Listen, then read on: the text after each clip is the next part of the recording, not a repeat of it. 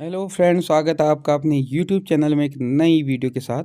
तो इस वीडियो में हम बात करने जा रहे हैं उत्तराखंड में शिक्षा विभाग की आज की बड़ी खबरों को लेकर के। तो बने रहेगा वीडियो में अंत तक, पूरी जानकारी आप लोगों को इस वीडियो के माध्यम से देने वाले हैं। कौन सी नई भर्तियां निकल करके आ रही हैं, क्या कुछ इसमें नए अपडेट निकल करके आ रहे हैं। अगर बात करें प्रवक्ता शिक्षक भर्ती में, तो जो बहुत से लोगों की इसमें मांग हो रही थी कि जो इसकी स्क्रीनिंग परीक्षा है वो हटनी चाहिए।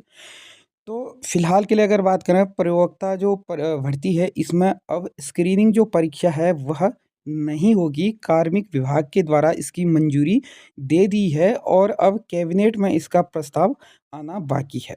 तो डिटेल से इसके बारे में आप लोगों को बताने वाला हूँ, प्रवक्ता शिक्षक भर्ती स्क्रीनिंग परीक्षा के बारे में। तो इसमें अंत तक बने रहिएगा। और अगर बात करें विश्वविद्यालय में हिंदी विषय के बाद अब अंग्रेजी जो विषय की परीक्षा थी वह स्थगित हो गई है, इस पर भी हम चर्चा करेंगे। और प्राथमिक शिक्षक भर्ती वर्तमान में 2906 पदों के सापेक्ष जो भर्ती चल रही थी, जिसमें 5 चरणों की जो काउंसलिंग प्रक्रिया है पूर्ण होने के बाद अब भी जो आरक्षित पद हैं वो पद रिक्त बच गए हैं। यानी कि रिक्त पदों पर जो योग्य कैंडिडेट है वह नहीं मिले हैं, और जिस कारण से अभी भी आरक्षित जो पद है वह रिक्त रहे हुए हैं, और जनरल सब्जेक्ट में जो पद है वह पूर्ण रूप से भरे जा चुके हैं।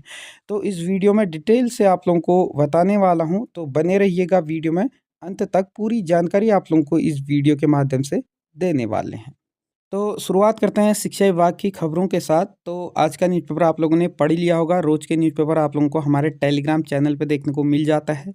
लिंक इसी वीडियो के नीचे डिस्क्रिप्शन पे आप लोगों को मिल जाएगा, वहाँ से आप लोग लिंक्स के माध्यम से ज्वाइन कर सकते हैं। तो देख सकते हैं, विज्ञान के छात्र पढ़ते हैं सिर्फ थ्योरी, प्रैक्टिकल सपने जैसा है उनके लिए।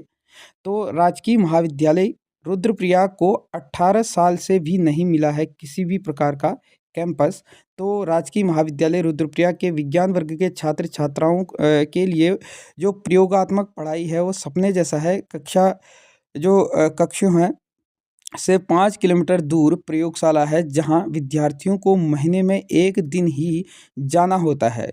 इस दौरान भी उन्हें सिर्फ उदाहरणों के ही जो दर्शन है वह दिए जाते हैं। और स्थापना के 18 वर्ष के बाद भी डिग्री कॉलेज को अभी भी जो कैंपस है नहीं मिल पाया है, और बालिका इंटर कॉलेज के पुराने भवन में संचालन हो रहा है। वर्ष 1997 में जो अस्तित्व में आया था रुद्रप्रयाग जनपद में मुख्यालय की 2006 में राजकीय महाविद्यालय की स्थापना की गई थी, और महाविद्यालय का संचालन मुख्य बाजार से 3 किलोमीटर दूर जो रैतोली है स्थित राजकीय औद्योगिक प्रशिक्षण संस्थान के छात्रावास में किया गया। तो ऐसे में आप लोग देख ही पा रहे हैं, लगभग यहाँ पर 18 साल से ऊपर हो चुके हैं, लेकिन अभी भी यहाँ पर जो है स्थायी जो कैंपस है वो नहीं मिला है। और ये मान के चलो जैसे प्रैक्टिकल तो एक सपने की तरह है यहाँ पर, क्योंकि जो विद्यालय है जहाँ पर कक्षाएँ संचालित हो रही हैं, उससे अगर बात करें, प्रैक्टिकल जो है वो कम से कम 4-5 किलोमीटर यहाँ पर दूर है, जहाँ पर महीने में एक बार ले जाया जाता है। और ऐसे में क्या इनको प्रैक्टिकल में भी उदाहरण के माध्यम से ही जो है प्रैक्टिकल कराया जाता है, यानी कि प्रैक्टिकल करने का भी मौका नहीं मिल पाता है। तो स्थिति फ़िलहाल के लिए इस प्रकार की बनी हुई है उत्तराखंड में शिक्षा व्यवस्था की। 8 प्रधानाचार्यों के वेतन आहरण पर लगी है रोक।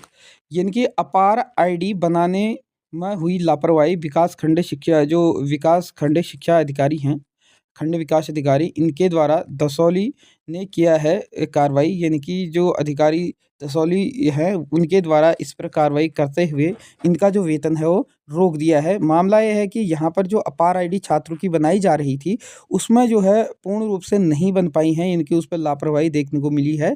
तो जिस कारण से लगभग बात करें 8 प्रधानाचार्य हैं जिनका जो दिसंबर माह का वेतन है उस पर रोक लगा दी है।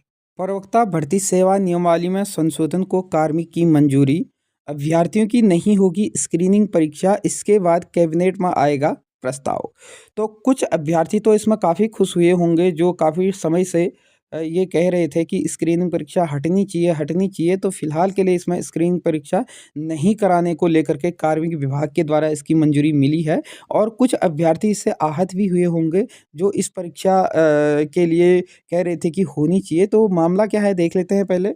फिलहाल के लिए उत्तराखंड जो प्रवक्ता भर्ती है सेवा नियमावली में संशोधन को कार्मिक जो विभाग है की मंजूरी मिल गई है। इसके बाद जो प्रस्ताव हो कैबिनेट में आएगा। नियमावली में इस बदलाव से प्रवक्ता पद के अभ्यर्थी स्क्रीनिंग परीक्षा नहीं देंगे।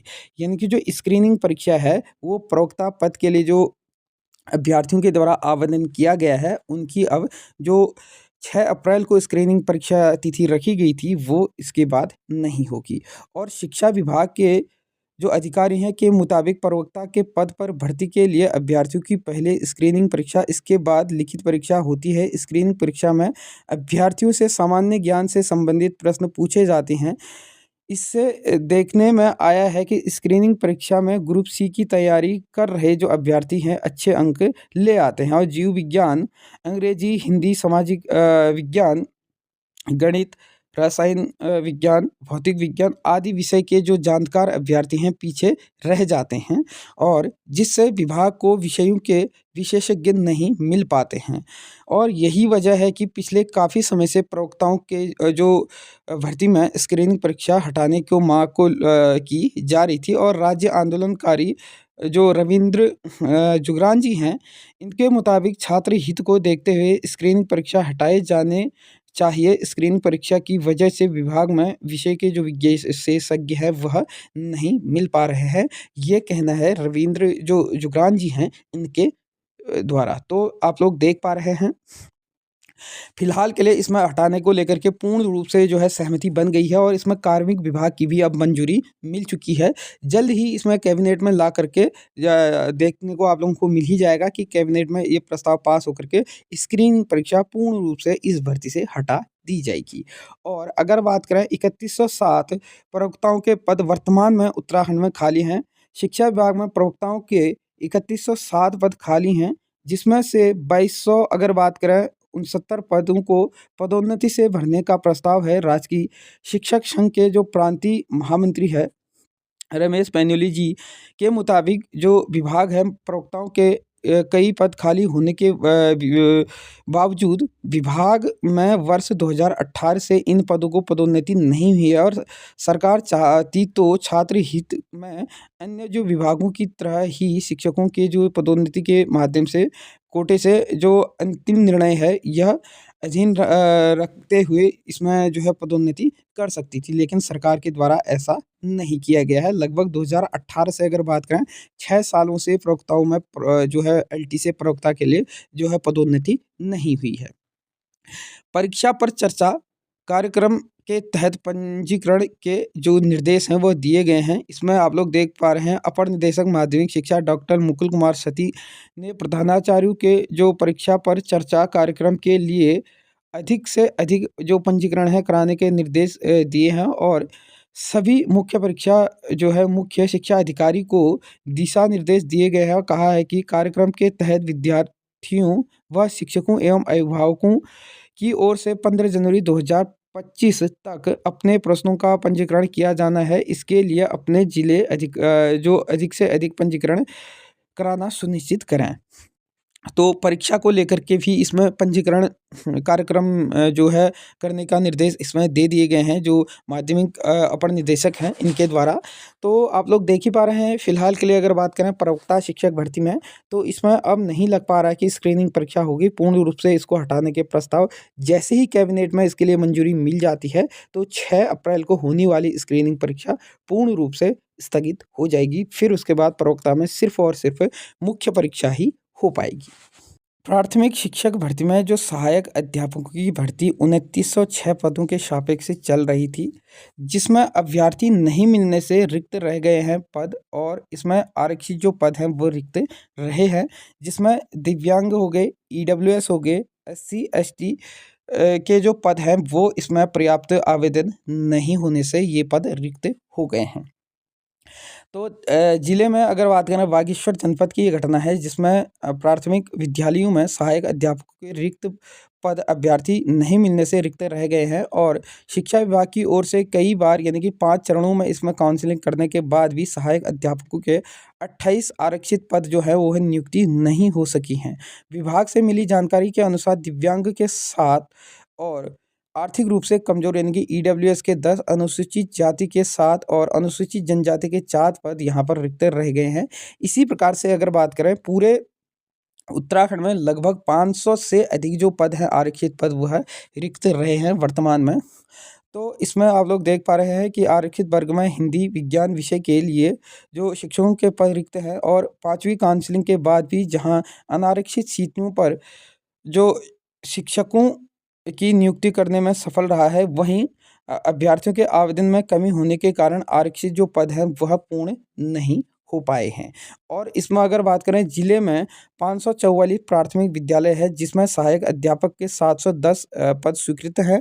आरक्षित वर्ग में शिक्षकों की नियुक्ति नहीं होने से शिक्षकों की कमी को दूर करना विभाग के लिए बड़ी चुनौती साबित हो रहा है। और इधर जो डीईओ है बेसिक शिक्षक के विनय कुमार ने बताया है कि शासन स्तर पर से शिक्षकों की नियुक्ति की जा रही है और सहायक अध्यापकों के रिक्त पदों पर जो सूचना है निदेशालय को भेज दी गई है। आदेश के बाद रिक्त पदों की नियुक्ति जो है कर दी जाएगी। तो इस प्रकार की यहाँ पर एक सिर्फ बागेश्वर की घटनाएं नहीं है, पूरे उत्तराखंड में प्रत्येक जनपद में इसी प्रकार की जो है देखने को मिल रही है स्थिति। और अगर बात करें सहायक अध्यापकों का 5 दिवसीय प्रशिक्षण है फिलहाल होना प्रारंभ हो गया है जिसमें बागेश्वर में प्रशिक्षण संस्थान निपुण और प्राथमिक विद्यालयों में सहायक अध्यापक पदों पर 5वीं दिवसीय जो प्रशिक्षण है वह शुरू हो गया है। इसमें 42 शिक्षक प्रतिभाग कर रहे हैं। शनिवार को कार्यक्रम का शुभारंभ डाइट के प्रधानाचार्य जो हैं दिनेश चंद्र सती ने किया है और कार्यक्रम जो है समन्वयक डॉक्टर संदीप कुमार जोशी ने बताया है कि प्रशिक्षण के दौरान शिक्षकों की विद्यालयों में शिक्षकों की बदली भूमिका और बाल मित्र पुस्तकालय निर्माण हो गया और साथ ही साथ पुस्तकों का चयन और स्तरीकरण, सीखने की सफलता, प्रतिभाग आकलन, प्रश्न पत्र निर्माण आदि बिंदु पर क्रियाकलाप जो है वह आधारित गतिविधि कराई गई हैं। इस मौके पर प्रधानाचार्य बलवंत जो कालाकोटे हैं, doctor Bhuvan Chandra, doctor Urmila Bisht, doctor V D Pandey, Kailash Prakash Chandola, doctor Dayasagar, Kedar Mehta, Hema Joshi, Devendra Bisht, Naveen Pokhariya, Vimla Agari और पंकज जो यादव हैं आदि ये लोग इसमें मौजूद रहे। तो फिलहाल के लिए जिनकी नियुक्ति हुई है उनका 5 दिवसीय प्रशिक्षण भी प्रारंभ हो गया है। और अगर बात करें फिलहाल उत्तराखंड में अगर बात करें 500 से अधिक जो पद हैं, चाहे वो दिव्यांग के हैं, ईडब्ल्यूएस के हैं, एससी एसटी ओबीसी, ये पद वर्तमान में अभी आरक्षित वर्ग में जो पद हैं वह पूर्ण योग्य अभ्यर्थी न मिलने की वजह से अभी पद ये खाली बने हुए हैं।